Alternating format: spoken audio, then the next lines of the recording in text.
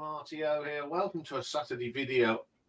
And all the way from Australia, we have our very special guest, Lloyd. Good day, mate. Hey, mate. How you going? Good, Lloyd. Hey, Ian. How you doing? Always well, always well. We actually had some rain for the last 2 days. First time in about 7 months. We actually had rain. It was bloody good. Really good. Ian, I have to say, this guy's on the first time and he's taken over the weather report. My God. Yeah, but rain for us is, just we don't get rain, It's like Christmas for us. Yes, in Richard's case, it's rain again. It's always raining here. Yeah, It's not raining. Today's video is about Boney M, and it's actually Lloyd's idea of this. So, and it was Lloyd's idea to do this video. So this is a new one for Richard and I. We're going to do quite a few guests this year. We're going to have guests and hopefully a returning guest as well. So today is Boney M, and Richard set one little, as he normally does, he sets the rules. So what's our rule today? The rule is you can see Boney M singles are brilliant, end of. I love them. But you can only have 3 UK top 10 hits in your list. Now, Lloyd can be different. He can only have 3 Australian top 10 hits or UK, one or the other, but only the 3. And, you don't have to have any. You can have all LP tracks or whatever. But I just thought it might make it a little bit more interesting if all our lists were not exactly the same. Although I'm sure Lloyd's is completely different than everybody else's. There's no bitterest pill with Boney M. It should be interesting to see if we have any copies today. So the way we're going to do it, Lloyd will go first, Richard, and then me. And I've got 1, 2, 3, 4, 5, 6 bubbling unders today. I only picked 4. Well, I've got 5 and a lead. Okay. How many have you got, Lloyd? Yeah, I picked 3. That's fine. I might only even use 3. But anyway. Well, actually, mine is 2 songs and then the whole side of an album, which is a perfect side for me. So, well, that is completely cheating. But in saying that, I have cheated. But it's still a 3. We'll call it 3. I have cheated. I will admit I have cheated. I don't care. Anyway, let's see what happens. So over to you, Lloyd, for your number 10. All right, my number 10 was released in 1980, Boat on the River. Reached number 57 in the UK, 81 in Australia. Mid-tempo song, double A-side with my friend Jack. And it's loosely based on a Jamaican story about a guy who moves away to better his life with work. And it's just a great, catchy, up-tempo reggae vibe song. I love it. I think it's a great song as well. I think that was a standalone single that just got onto the magic of Boney M, their number 1 greatest hits LP from 1980. So I don't know if it was recorded for that album or it was just the last single released before the album, but it's a fantastic song. Yeah. My number 10 is a bit of a guilty pleasure. I might just say guilty pleasure with Boney M, but this is a really guilty pleasure, and it's from 1985, and it was a single in 86. And it's Bang Bang Lulu. Oh my God. I love it. I love it. It's one of the songs. I think it's from one of the World Wars where you sing the verse, but you leave the last word because it's always either rude or saucy or whatever. Now, this is the tamest version of this ever, apart from one of the verses where he rhymes hits with something else. Yeah. But I think it's just really, really good fun. And it's actually Reggie, what was his name? Sibo that takes the lead vocal on it. Bobby Farron to take the lead vocal on that one, really. I think it's fantastic fun. So it gets into my top 10. I don't care. An interesting one. Okay, my number 10 comes from 1978. It's an album track off Night Flight to Venus. Now, we had this record in our house And He Was Stephen Wolf. That's not bad, actually. I like that. Now, I like the band Stephen Wolf. So when I said, whoa, I thought I was expecting Stephen Wolf stuff, but it's not. But it's just one of them groovy little tracks on the album that no one seems to be bothered with. But I do like it. It's quirky. Like most Boney M tracks, it's a very quirky song. And it brings back lots of memories as a kid. Mm-hmm. No, that's good, though. Very good.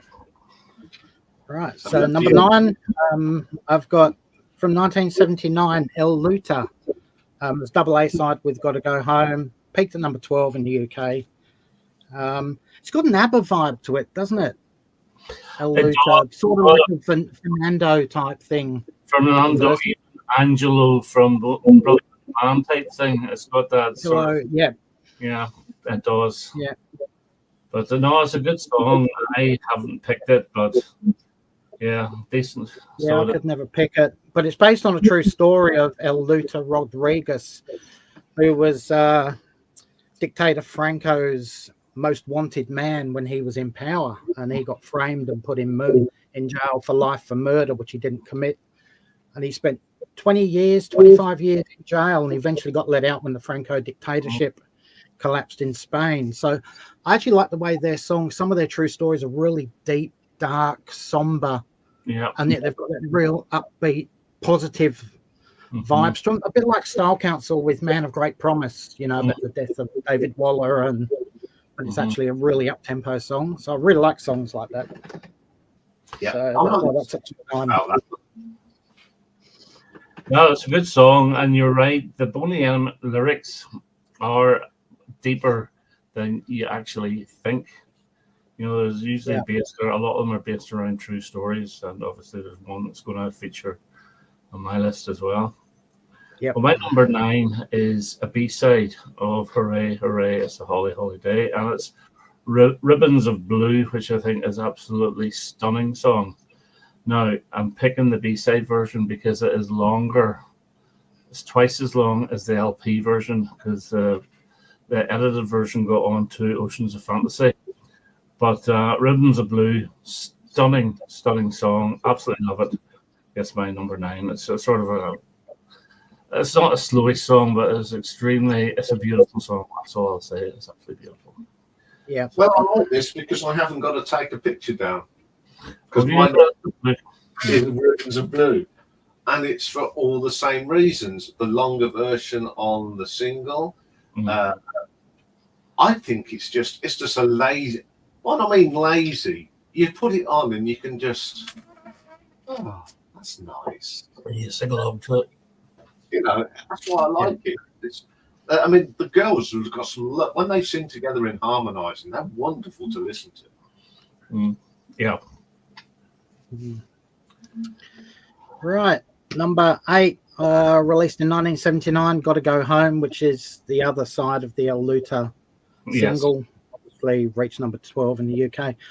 This one's strictly disco song. It's a real earworm, for want of a better word. It's got the you, and it's gotta go home, gotta go home. And it's just repetitive, basically, the whole song. And I have found with Boney M singles that they tended to have one side that was rooted in disco and dance, and the other side was more radio friendly. So they got the best of both worlds with their singles, I find. If you had to go back and look at their double A sides, that's the way they seem to balance it. So yeah, that one's number 8 for me. It's just a great foot tapper earworm. And of course, it was resurrected, but under the title Barbara Streisand in the 2010s. It was a huge hit, number 1 hit. I can't remember who did it, but it's basically "Gotta Go Home," and it goes Barbara Streisand. Yeah, it was about 2017 from memory, that one. I can't remember who sang it. No, it's before that, because I remember working in the factory and I had a long left. It's actually the Barbara Streisand version is actually on Boney M Gold, the CD, the triple CD. They bunged it on. It's exactly the same. Well, my number 8, and it's from an artist I cannot stand, and I know that both of you love him, And this is the best version ever of Heart of Gold, the Neil Young song. And I absolutely love it. It's fantastic. Blasphemy. Liz Mitchell's vocals on it are superb. Incidentally, she was really the only one that sang. The other girl, Maisie Williams, she sang backing vocals and took lead in a couple of songs. The other doll, no, sorry, the other way around, Marcia Barnett sang on Belfast and a few backing vocals. Maisie Williams didn't sing at all on any of the records, but she did sing live, apparently. But Heart of Gold, love it. It's one of the highlights from Night Flight to Venus. And as I always say, Neil Young is a really good songwriter. I don't like his voice, and this one to me is the ultimate version. So that's my number. I'm this is sacrilege because it's all right, but you'll never beat Neil Young's version. So I think that's 2 votes to 1, Richard. It is. Though, when Boney M covered hits, they covered well-respected hits. They did CCR, they did Neil Young, they did Bob Marley, they did 10cc, they did Stevie Wonder. So they did a lot of very critically acclaimed songs as their cover versions. Yeah, I mean, I don't dislike it, but yeah. Okay, my number 8 it was the B side of Children of Paradise, and it's Gada Dada Vida.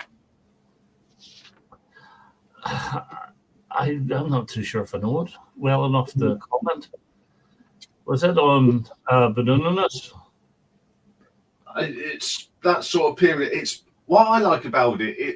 It's disco with a bit of prog thrown in, it's just got a really nice beat to it. And again, I just really like it. I mean, I only come across that by chance about 4 years ago. Mm-hmm. And I really like it. I can't really comment because I'm not sure. I listened to all the albums there last week, and there's still a few songs I'm not as familiar with. Don't know if you are, Lloyd. I can't remember that song. I've got all their albums. I've actually got an albums ranking video coming out next week, which has been ready for coming out next week. It's been uploaded, but I can't recall the song, so it couldn't have been memorable for me anyway. You're Iain, that there because of what you did to Neil Young. Yeah. Fair enough. Okay, we'll move on. Number 7. This one was recorded in 1981. When a Child is Born. It comes from their Christmas album. Their Christmas album is only second to Elvis Presley, in my opinion, as far as the feel of the Christmas Yuletide vibe goes with songs. It was a cover of a Johnny Mathis song from about 5 or 6 years previous to that. I just love the angelic and ethereal harmonies that these girls have between them when they do this sort of song. And I could have picked any song off that album, off that Christmas album, but I chose this one. Yeah, that's very good. That's number 7. It's a very good song anyway. I mean, Johnny Mathis it's proper Christmas, isn't it? And it is. It's funny. It's added a bit too more to it than Johnny actually. Yeah, but if you think about it as well, Boney M, they're sort of from the Caribbean. Well, actually, a couple of them are from England, but from the Caribbean, it's not what you think about when it comes to Christmas, but it really works. So it was good because the number 1 hit, Mary's Boy Child, it really, really works as a Christmas song. And whenever you hear it, you think of Christmas. No, but When a Child is Born is a very good choice. Yep. My number 7 is a medley of 3 songs from Bananas, and that's Bananas, Train to Skyville, and I Shall Sing. It is all one track, and it's the real track, although it's a medley. That's Bananas carries on from the first song on that album, which I think is probably their most underrated album, and it's maybe up there as my favorite.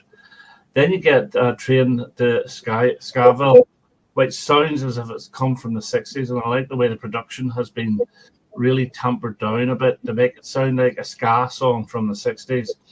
And then you get a really nice version of, part version of Van Morrison's I Shall Sing, which was an outtake from his Moondance album, and of course Art Garfunkel recorded it for his Angel Clare, and the three of them together worked so well. That's my number 7. Cool. Good choice. Good choice. My number 7 is the other side of I See a Boat on the River, My Friend Jack. I was debating which one to put in. So I kept playing. I mean, in the end, I put My Friend Jack in. It's because it's got a groove. Yeah, that's a sexy song, isn't it? Yeah, but it's just, it's David Man. Mm-hmm.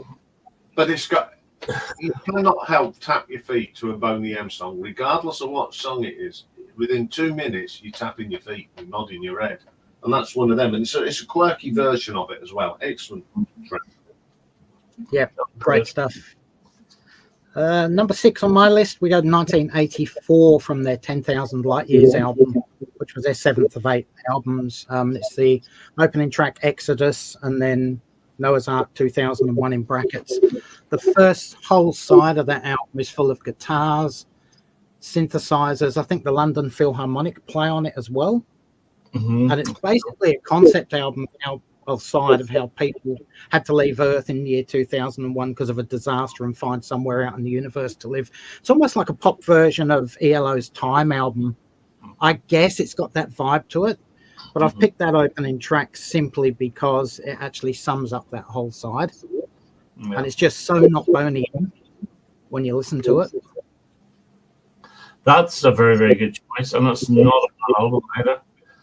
And that's the one where Bobby Farrell had nothing at all. Not that it had much to do with anything, but he wasn't even on the cover. That was your guy, Reggie Sabo, or whatever you call him. But yeah, that's right. Really, very good choice. My number 6.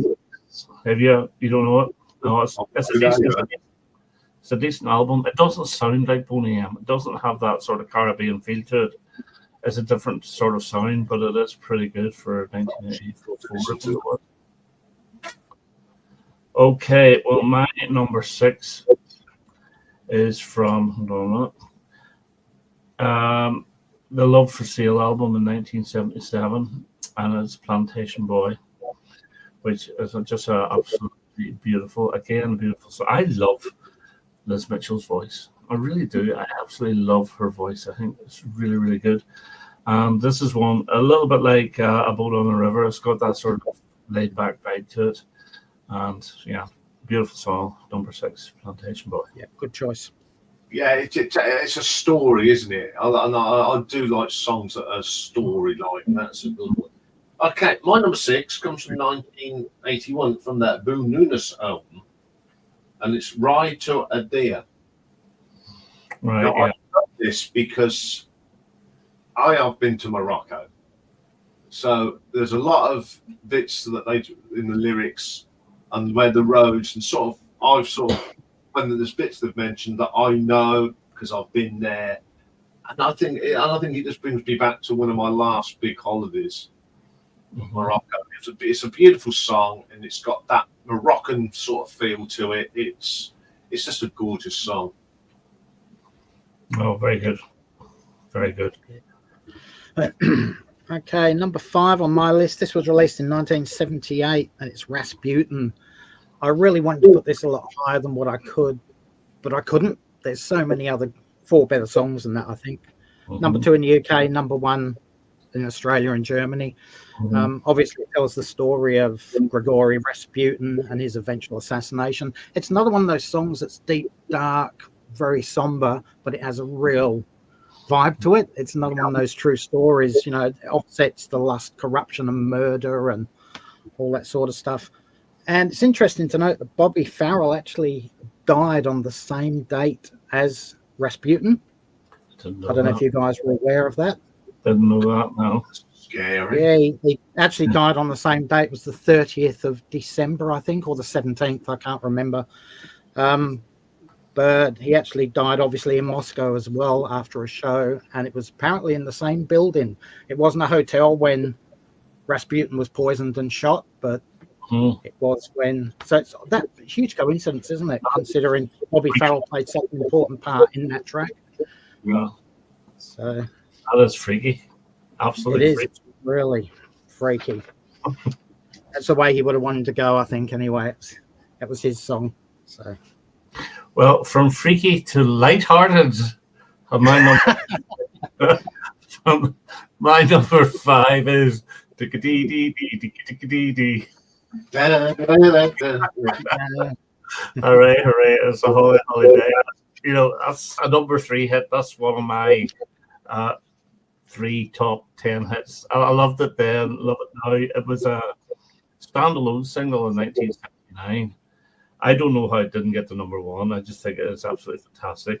And I will have to admit, on air, I love the Cheeky Girls version as well. So Oh dear. I just think it's a really, really good song. So I've actually got the A and B side as well of a single on this, because Ribbons of Blue is the B side of it. But Hooray, Hooray, it's a holiday. It's just so much fun. It really is. And it's so uplifting and it's so summery. And it's great. My number 5. yeah. Okay, my number 5, we're going back to 1976. To the Take the Heat Off of Me album. And it's their wonderful version of Bob Marley's No Woman, No Cry. It's absolutely gorgeous. Next to Bob's version, that live version that everyone loves, this is the second best version of that song. They do absolutely nail it.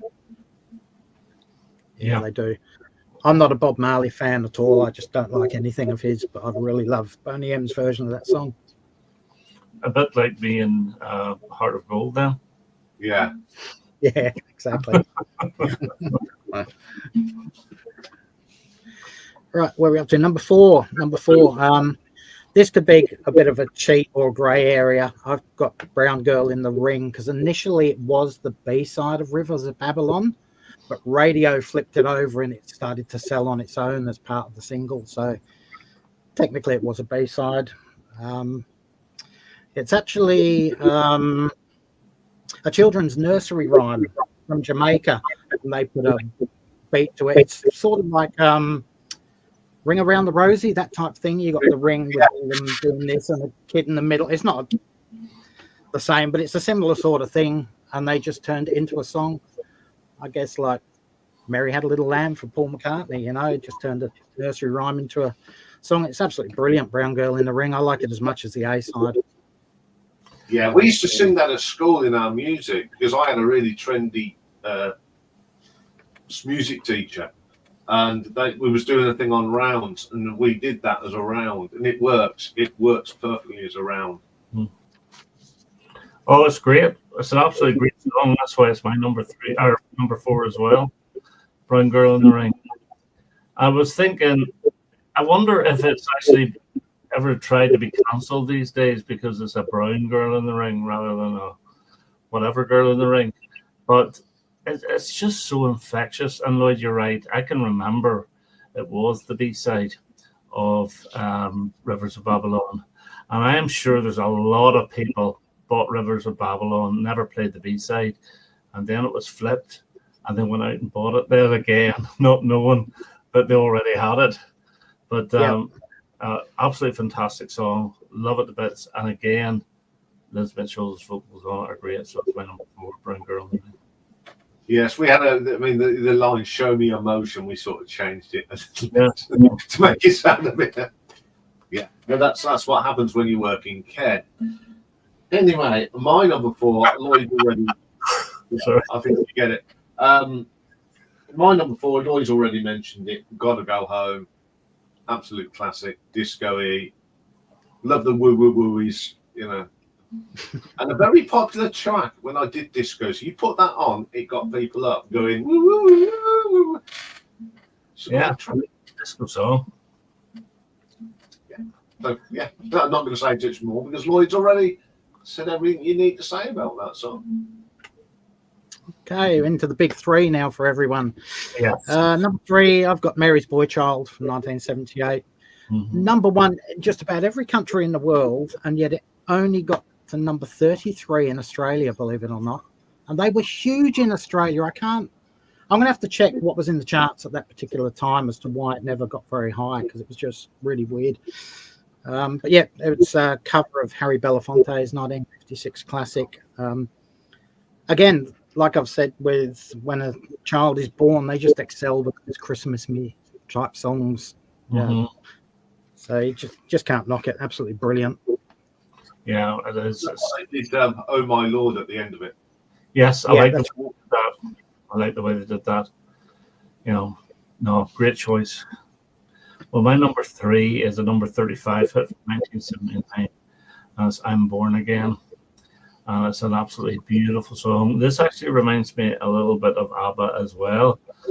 Not the lyrics as such, but you know, ABBA's the way old friends do. I think it's got that vibe to it. And Liz's vocals, gorgeous. Now, I'm assuming it's about her finding religion. It may not be. It might be her finding a partner. I don't know. But I think it's just absolutely stunning song and deserves to be in my top 3. Only number 35 in 1979, though. "I'm Born Again." Very nice song as well. Okay, my number 3. This is the very first song I ever heard by Boney M.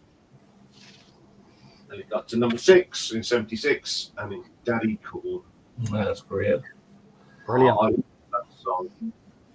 I mean, Bobby's look up that real gruddy sort of voice. It really adds to it. Ooh, that's. And then the girls are just lovely. And then it's just one of my favourite songs as a kid. It's far better than Dart's "Daddy Cool" is a different song. Yeah, Right around the same time, I believe. yeah. No, absolutely fantastic. Okay, into the top 2. I've got "Ribbons of Blue" as my number 2. Stuff. Yeah, as I said, it was on the Oceans of Fantasy album. I think it was only about 1.5 minutes long on the album, wasn't it? Yeah, Really correct. short as compared to 4 minutes or whatever on the single B-side of Hooray Hooray. Again, it's another one of those songs that's got a sad, somber feel to it. It's Yeah, about lost love sort of thing, and yet, even though it's a slow song, it's still sort of beaty, and you can tap your feet to it. Have any of you guys ever noticed that there's a pedal steel guitar in the background in that song? If you listen to it closely, not really, but I'll be listening to that. I'll put the headphones on and see what I can find. yeah, it's there. And I actually checked on Wikipedia, and it's definitely there. And when you realize that, you realize it's almost a country song at the same time, because it's the "Oh lonesome me, oh woe is me" type thing. Yeah. With a happy tune, so it could almost be a country. It's the song. dog. Yeah. The dog's the only thing in the lyrics, and then you have got a proper country song. That's it, yeah. Dog in a country song. Great choice. yeah, we all had it. Well, my number 2, right? Okay, I'm cheating from a number 1. Okay, just saying that now. So if I don't get away with a cheat, number 2 and number 1 will switch, and I'll explain whenever I get to number 1, okay? But at the moment, my number 2 is from 1981, and it's "Malika." And it's an absolutely stunning, beautiful song. It's got a bit of a whim away feel to it. The lyrics are not in English. Yeah. No idea what they're singing about. It's got a Lion Sleeps Tonight vibe about it. But the harmonies on it are absolutely fantastic. And I remember I bought a CD years ago. It was an old cheap CD on a cheapy label, and Malika was on it, and I couldn't stop playing it. And there is a 12-inch version of it, which is even better. So Malika, at the moment, is my number 2. From Okay, my number 2, Lloyd's already mentioned it, and it's "Rasputin." Now, I always think the drumming of it sounds like Cozy Powell's "Dance with the Devil." I wonder if they nicked it off, that sort of thing, but it fits perfectly. And then you get that dun dun dun dun dun dun, very 60s, that sort of bass line is. It's again, Bobby Farrell owns that song. Yeah. Yeah. Absolutely brilliant. Okay, well, number 1, we've probably all got the same song then, I would say. I've got "Rivers of Babylon." It was the A-side of "Brown Girl in the Ring." Reached number 1 pretty much all over the world, including Australia, but it only charted at number 30 in the US. It sold 10 million copies worldwide, 13 million copies, something like that. And they only sold less than 200,000 in the US.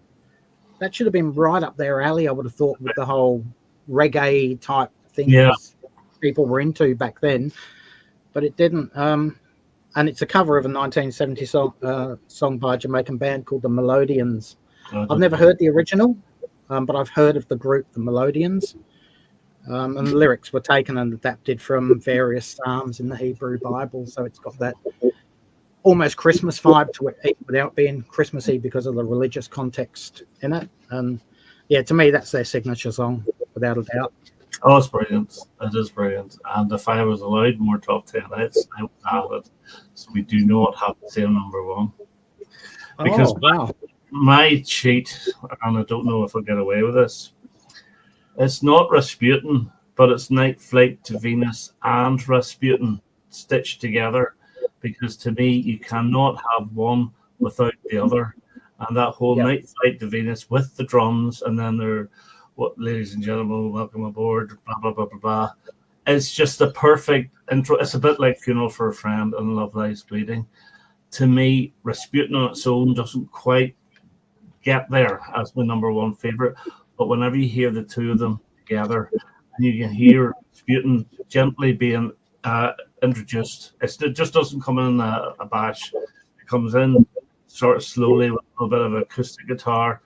It's absolutely magnificent. It's 10 minutes of brilliance. If that's a cheat, it's not allowed. You switch Rasputin to 2 and Malika to 1.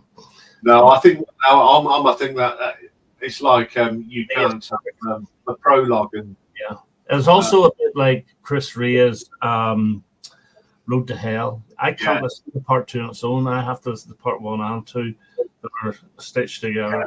That's my number. ELO, you can't have prologue without exactly. Yeah, I'll let you have that one. I think you got. We will give him that one, shall we? Okay, my number one is from 1977. Got to number 2. Oh, I know. Stick your hands in the air. Good old Ma Baker. I love that. Again, it's a dark old story. It is. Yes. Yep. I mean, I love that sort of 1920s American gangster sort of thing, Ma Baker, Al Capone and all that. I love all that. And when this song came out, I just loved it. I've got it on single. Still got it. And I love playing it. I just love Ma Baker. Great song. Right. That's it. What about your 2 minutes. I want to be interested in what the bubbly members are. So off you go, Lloyd. Yeah. Okay, I've got Hooray, Hooray, It's a Holly Holiday. I just couldn't fit that in my top 10. Right. And Daddy Cool's another one. Another great song. Belfast actually made it as well as a song. Mm-hmm. The girl that sings that, she released, what's her name? One who sang it? Marcia Barrett. That's it. She released that as a solo single back in 1974 or 75, apparently, and it never sold. It never sold, and they were looking for an extra track to go on the album that it appeared on, and they sort of said, "Well, why don't you re-record that?" Because Farian, the manager, producer, actually produced that for her back in the day, and they sort of re-recorded it. And I didn't know that till a few months ago. That is one that I leave off my list completely, but it was in when I did my video on my top 10 songs. Belfast was in there. It's a great song. It's a great song. It's quite a dark song as well. Basically saying that Belfast is a shithole, and it was at that time as well. It's not anymore, but it was at that time. The people are leaving, and the middle of the trouble. Yeah. And I guess my other bubbling under is the entire first side of the 10,000 Light Years album with that whole conceptual theme on that side. Yeah, we know where he's going to rank that album in his ranking next week. I'm going to go and have to listen to that now, that album. If you turn the other side over onto side 2, it's more of a Boney M type sound, but it's mature Boney M. They've still got the guitars and that, but that conceptual sound and vibe isn't on that second side. So it feels like 2 totally different albums when you switch the sides over. But yeah, it's well worth listening to him. To that. Right, my 4 bubbling unders, Gotta Go Home, where you all had, number 12 hit in 1979. A song that Lloyd had, I See a Boat in a River, number 57, 1980. Did you have that as well, Ian? What? I See a Boat on a River. No, I had the other side, didn't I? I had My Friend Jack. Ah, right, okay. And then also, I actually do like their version of Two of Us, the Beatles song from Oceans of Fantasy. I think it's really, really good. And because I started off with a guilty pleasure of Boney M, I'm going to end with another guilty pleasure of Boney M. And it's a song where I could have written the lyrics very, very easily, because it just goes January, February, March, April, May, June, July, and it's called Calendar Song. And I just think it's great fun, and there's a really good video of them doing it, and they're all blitzed up to the nines doing it, and it's fantastic. So Calendar Song is my 4th bubbling under, and my 2nd real guilty pleasure. Okay, mine. My first one. Lloyd's mentioned it, El Lute, which is a wonderful piece of music.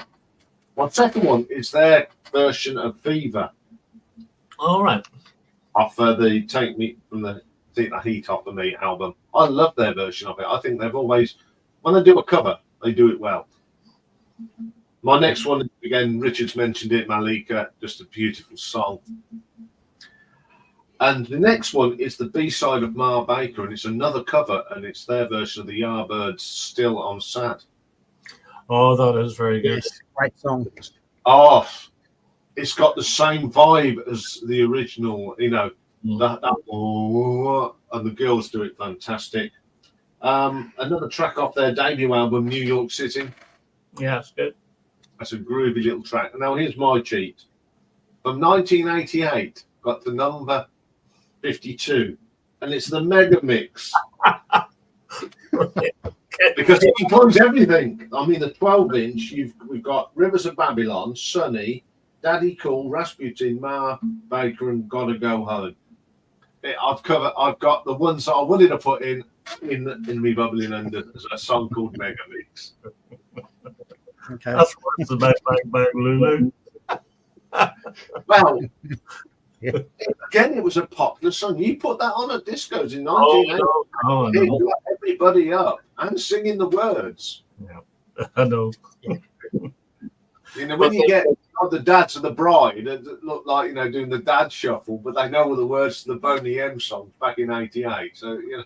But if you think of Boney M in the late 70s, to me, were probably the second best pure pop band, you know, for pop music behind ABBA, honestly. Their singles were so strong, and as I said, their cover versions, they just weren't any old crap. They covered an awful lot of really good songs, and they made a really good go at them as well. It's not as if they completely destroyed them all. Because, yeah, have you heard the cover version of Mother and Child Reunion? It's not bad either. And they do a gorgeous version of The Secret Carnival Is Over. So there's lots of those very highly acclaimed songs that they covered, and I think great. Well, Yeah. I can say this has been fabulous to do this one. Bit of a guilty pleasure, Boney M, for me, is, you know, growing up. And I think it must be for you, Richard, because we're the same age. Yes, we are the same age, and yes, I've always loved them. I never admitted it, like, but Yeah. I would. No, you didn't. But now we can because we're now of a mature age. Yes, we are. Yeah, I'll get some stick. So we're being a bit of a Boney I M. don't see why you do get stick, though, because they are well respected. And there's another big Boney M fan on the VC, and that's John Heaton. Yeah, he is, isn't he? There's a guy I used to work with on the railway. He was only in his 20s, and he loved Boney M. Mm-hmm. Yeah, So it's for all ages. Anyway, I'm sure the three of us will come up with another idea at some stage. Hopefully next time we have got another guest.